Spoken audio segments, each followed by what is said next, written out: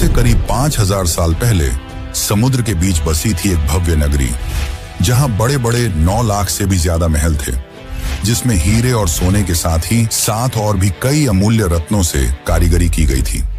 यह शहर इतनी ज्यादा वेल प्लान थी कि आज के बड़े बड़े शहर इसके सामने फेल हैं।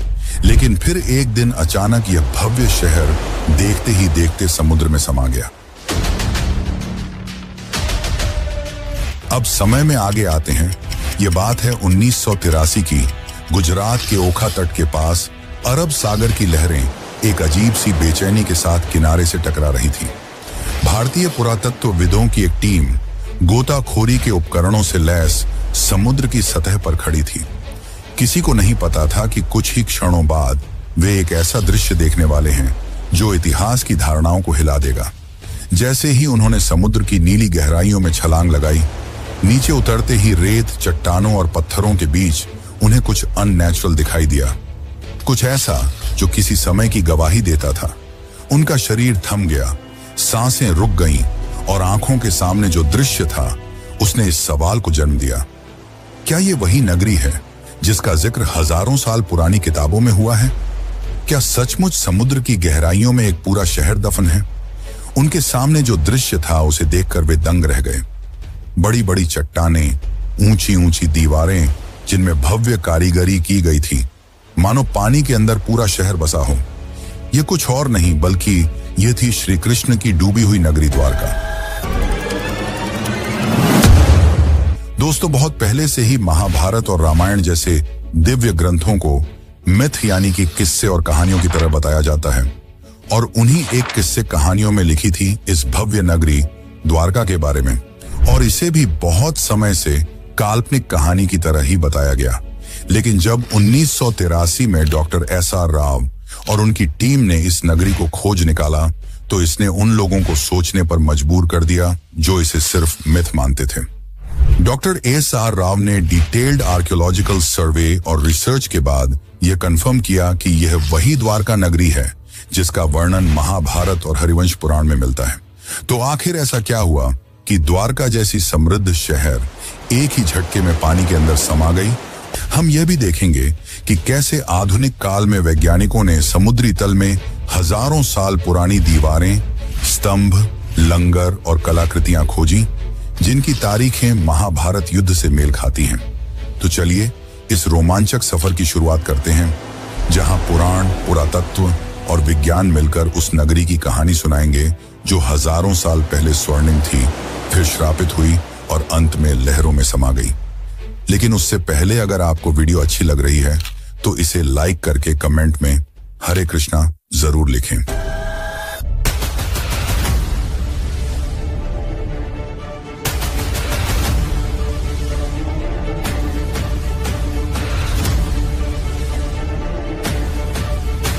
Dwarka and came to the conclusion that it was the Dwarka of Mahabharata.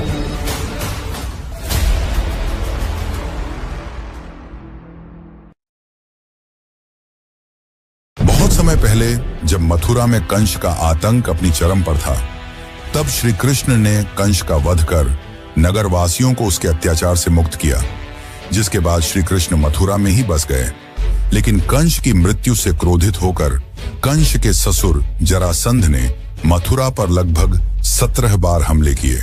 हालांकि इन हमलों में जीत श्री कृष्ण की ही हुई, पर बार बार इन हमलों से परेशान होकर श्री कृष्ण ने मथुरा छोड़कर चले जाना ही उचित समझा, और इस निर्णय ने उन्हें प्रेरित किया एक असाधारण नगरी के निर्माण करने का, जो थी द्वारका। श्री कृष्ण समुद्र तट पर गए और समुद्र देव से प्रार्थना की, हे वरुण देव, मुझे मेरी प्रजा के लिए शांति और सुरक्षा चाहिए। मुझे अपनी गोद से एक टुकड़ा भूमि दो जहां मैं एक नई नगरी बसाऊं। वरुण देव मुस्कुराए और उन्होंने श्री कृष्ण को समुद्र के बीच 12 योजन यानी कि लगभग 153.6 किलोमीटर भूमिदान में दी, जिसके बाद गॉड ऑफ आर्किटेक्ट यानी कि भगवान विश्वकर्मा को इस नगरी के भव्य निर्माण का कार्य सौंपा गया। अंततः उन्होंने इस भव्य नगरी का निर्माण संपन्न किया। महलों की ऊंचाई जैसे आकाश को छू रही थी, दीवारें सोने की थीं, फर्श चांदी के। नगर के चारों ओर विशाल द्वार थे, इसीलिए इस नगरी का नाम पड़ा द्वारका। यानी द्वारों का नगर। हवाओं में सुगंधित फूलों की खुशबू थी, गलियों में मोर नाचते थे और बीचों बीच बना श्री कृष्ण का महल तो ऐसा प्रतीत होता था मानो स्वर्ग पृथ्वी पर उतर आया हो। नगर की सड़कों को इस तरह से बनाया गया था कि वे सीधे बंदरगाह तक पहुंचती थीं। समुद्र से व्यापार के लिए विशेष गोदियां बनाई गईं, जहां जहाज आसानी से आ जा सकें। शहर में जल आपूर्ति के लिए सिंचाई प्रणाली थी, जो उस काल में अत्यंत दुर्लभ मानी जाती थी। स्वच्छ जल के तालाब, हरे भरे बाग और सजे हुए बाजार इस नगरी को न केवल सुंदर बल्कि पूरी तरह आत्मनिर्भर बनाते थे। भागवत पुराण के अनुसार द्वारका में कुल 900 से अधिक भव्य महल थे, जो चंद्रकांत, हीरा, मणि और सोने से बने थे। श्री कृष्ण ने स्वयं उन महलों को अपने प्रियजनों के लिए बनवाया था। बलराम, रुक्मिणी, सत्यभामा, जाम्बवती और अन्य रानियों के लिए अलग अलग राजमहल। ये महल न सिर्फ वास्तुकला का चमत्कार थे, बल्कि अध्यात्म और भक्ति का प्रतीक भी।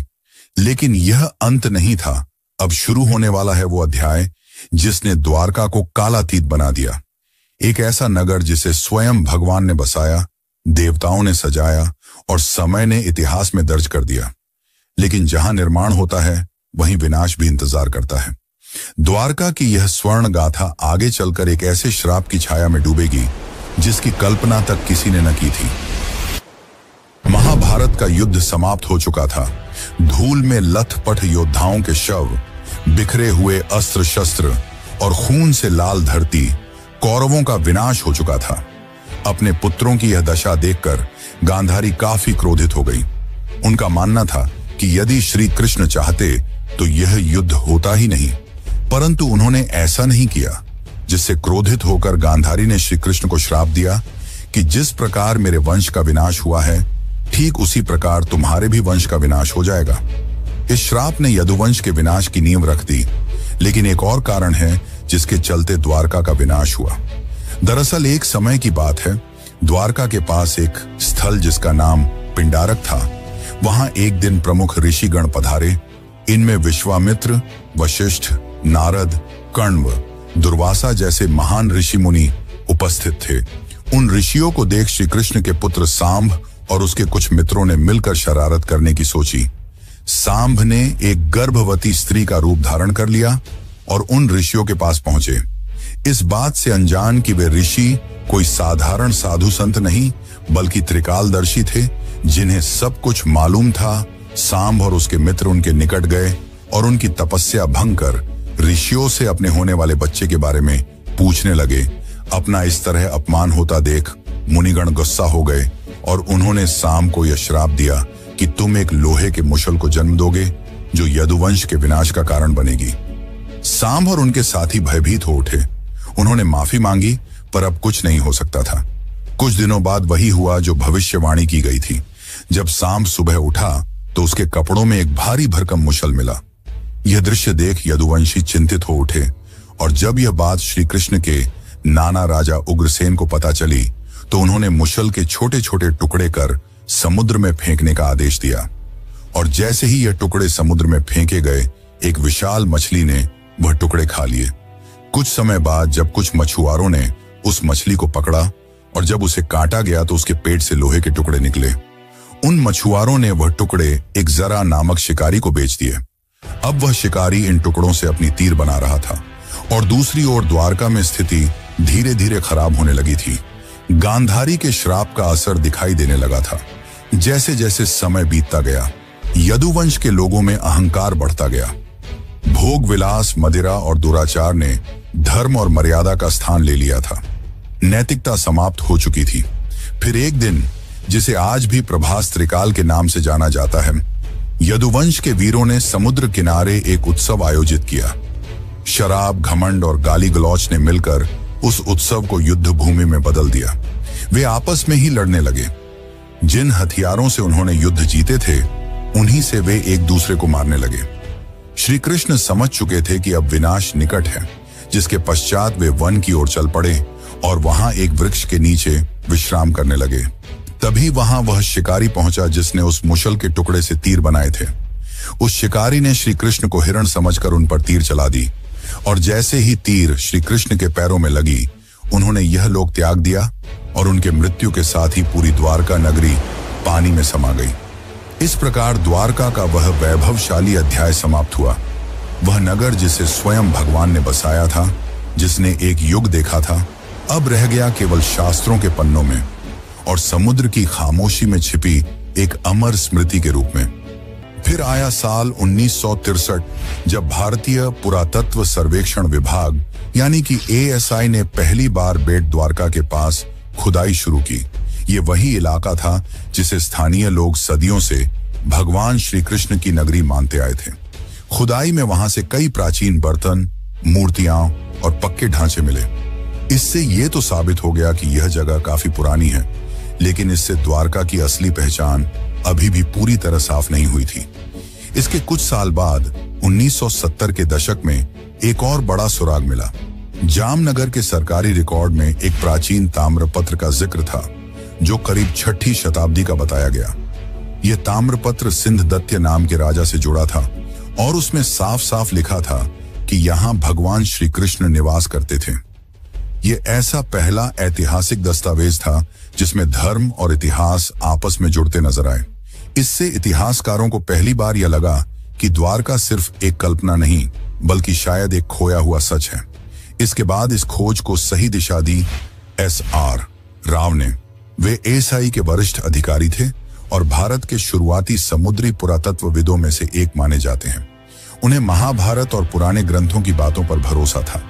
उन्होंने उन विवरणों की तुलना आधुनिक समुद्री नक्शों से की और पाया कि अगर द्वारका सच में कभी बसी थी तो वह गुजरात के पश्चिमी तट पर ही रही होगी।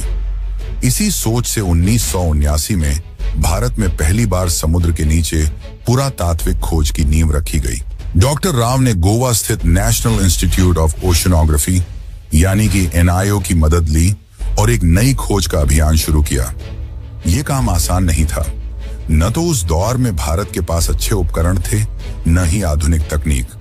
फिर भी उन्होंने स्थानीय मछुआरों, गोताखोरों, पुरानी नावों और शुरुआती सोनार तकनीक की मदद से समुद्र के अंदर छिपे राज को ढूंढना शुरू किया। और इसी दौरान समुद्र की सतह के नीचे उन्हें कुछ ऐसे ढांचे दिखाई देने लगे जो किसी भी नजरिए से प्राकृतिक नहीं लगते थे। वहां पत्थरों की लंबी दीवारें थीं, बड़े बड़े खंभे थे और ऐसे लंगर भी मिले जो साफ बताते थे कि वहां कभी जहाज आते जाते रहे होंगे, यानी ये जगह एक पुराना बंदरगाह रहा होगा। लेकिन ये तो बस शुरुआत थी। नया साल 2024, जब भारत सरकार ने इस पूरे रहस्य को दुनिया के सामने लाने का फैसला किया। 25 फरवरी 2024 को प्रधानमंत्री नरेंद्र मोदी खुद गुजरात के पंचकोई बीच पहुंचे।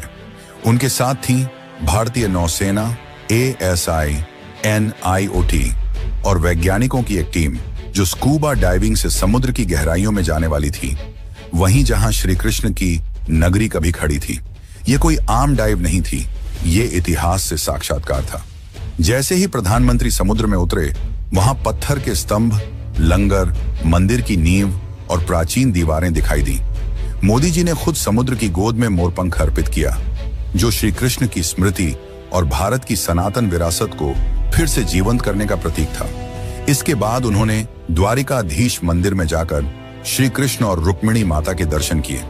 मंदिर की 52 गज की ध्वजा, जो हर दिन 5 बार बदली जाती है, आज फिर हवा में लहराई, मानो ये संकेत दे रही हो कि द्वारका की सच्चाई अब दुनिया के सामने है।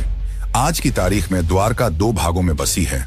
एक जो है जहां लाखों श्रद्धालु हर साल दर्शन के लिए आते हैं, और दूसरी जो समुद्र के नीचे है, जिसे आज पूरी दुनिया जानती है the lost city of Krishna के नाम से। इस 90 साल की खोज, संघर्ष और वैज्ञानिक यात्रा ने दुनिया को यह दिखा दिया कि श्रद्धा सिर्फ आस्था नहीं, वो इतिहास की नींव भी बन सकती है।